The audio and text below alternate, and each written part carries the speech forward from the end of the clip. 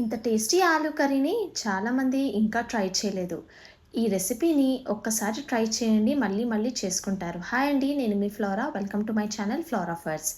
ఈరోజు ఆలూ మసాలా కర్రీ ఎలా చేయాలో చూపించబోతున్నానండి. వచ్చేయండి. ముందుగా ఆలూని కుక్కర్‌లో వేసుకొని తగినన్ని వాటర్, కొద్దిగా సాల్ట్‌ని కూడా యాడ్ చేసి ఒక 3 విజిల్స్ వచ్చేంత వరకు ఉడికించుకోండి. ఈ విధంగా బాగా ఉడికిన తర్వాత పైనున్న తొక్కను కూడా తీసేసి ముక్కలుగా కట్ చేసుకోవాలి. మరి చిన్నగా కాకుండా ఇలా మీడియం సైజ్‌గా కట్ చేసి పక్కకు పెట్టి ఒక పాన్‌లో 2 టేబుల్ స్పూన్ల ఆయిల్ వేసి ఆవాలు, జీలకర్ర, మినపప్పు, శనగపప్పు బ్రౌన్ కలర్ అయిన తర్వాత 2 ఎండుమిరపకాయలు, అలాగే తరిగి పెట్టుకున్న ఉల్లిపాయలు, 2 పచ్చిమిరపకాయలు, 1 టేబుల్ స్పూన్ అల్లం వెల్లుల్లి పేస్ట్ వేసి అందులో ఉన్న పచ్చివాసన పోయిన తర్వాత పసుపు, కారం, ధనియాల పొడి, జీలకర్ర పొడి వేసి ఒకసారి మిక్స్ చేసుకోవాలి. ఈ మసాలా మాడకుండా కొద్దిగా వాటర్ని యాడ్ చేసుకొని ఒక 2 నిమిషాలు నూనె పైకి తేలిన తర్వాత ఇప్పుడు ఆలు ముక్కలను యాడ్ చేసుకొని ఒకసారి మసాలా అంతా బాగా పట్టేలాగా కలుపుకోవాలి. ఇప్పుడు ఒక బౌల్లోకి 1 కప్పు పెరుగుని వేసుకొని ఉండలు లేకుండా బాగా మిక్స్ చేసుకొని ఈ పెరుగుని ఆలు ముక్కలోకి యాడ్ చేసి స్టవ్ సిమ్లోనే పెట్టాలండి. ఇక్కడ నుంచి ప్రాసెస్ అంతా సిమ్లోనే ఉండాలి. ఇప్పుడు రుచికి సరిపడా ఉప్పు, తగినన్ని వాటర్ని యాడ్ చేసుకొని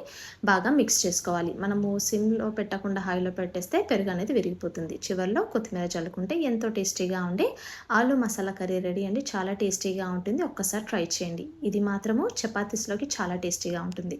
రెసిపీ నచ్చినట్లయితే లైక్ చేయండి, షేర్ చేయండి, సబ్స్క్రైబ్ చేసుకోండి. Thank you.